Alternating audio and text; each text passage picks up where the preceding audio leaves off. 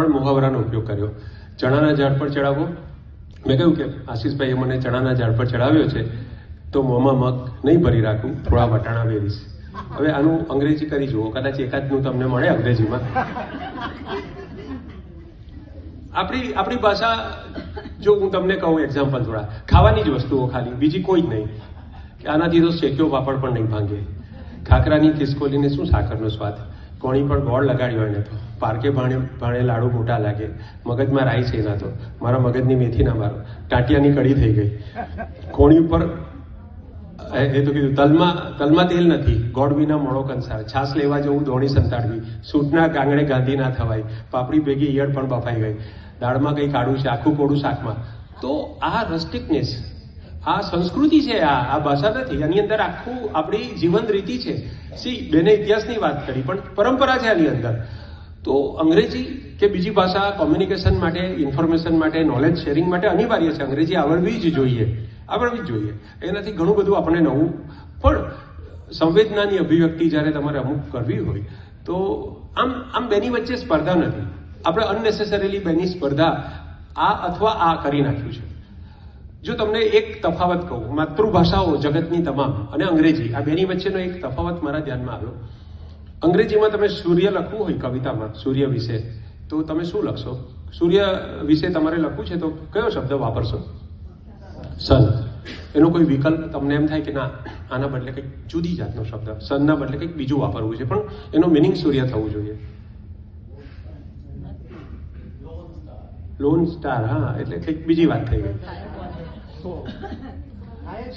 હા, એટલે તમે સોલાર કે સોલાસ કે કંઈક બીજો ગ્રીક કે લેટિન કશુંક લાવવું પડે.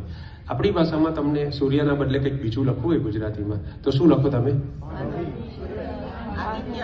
સૂરજ, રવિ, આદિત્ય, ભાનુ, દિવાકર, ભાસ્કર, હવે બોલો, સવિત, સૂર્યનારાયણ, આ તો મને પણ ખબર નથી. પદ્મબંધુ, હા મને ખબર નથી. હા, તિગ્માંશુ, ભાણ, વિભાકર, ભાસ્કર, દિનકર, બરાબર.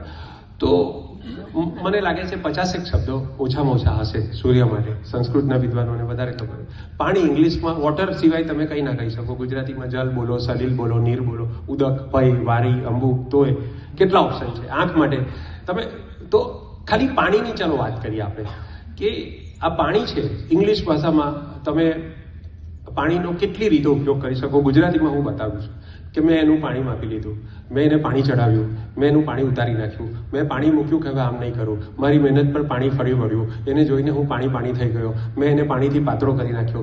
પાણી આવે એ પહેલાં પાળ બાંધવાની મને આદત છે, એની આગળ અપ્સરા પાણી ભરે, પાણી માંગે તો દૂધ આપે. અમારા આશીષભાઈ એવા છે, પાણી માંગો તો દૂધ આપે, દૂધ માંગો તો કંઈ ના આપે. પાણીના મૂલે આમ કર્યું, પાણીમાં રહેવું મગર સાથે રહે.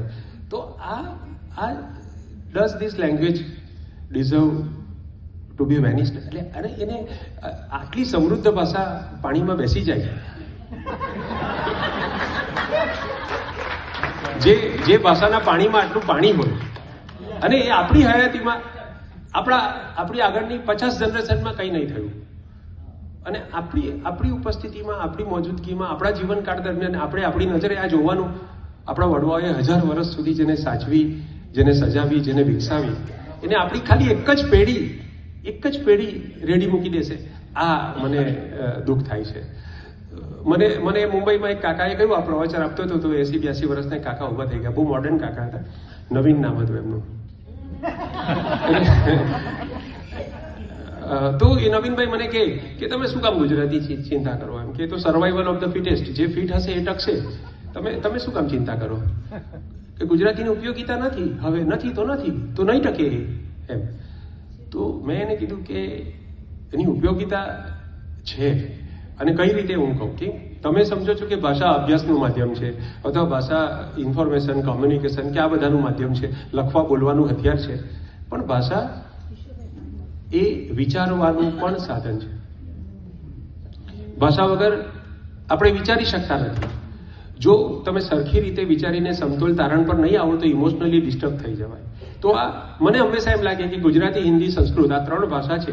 આ 3માંથી એક ભાષા આપણા બાળકોને આવડવી જોઈએ. અમેરિકામાં છું એ સમજીને બોલું છું.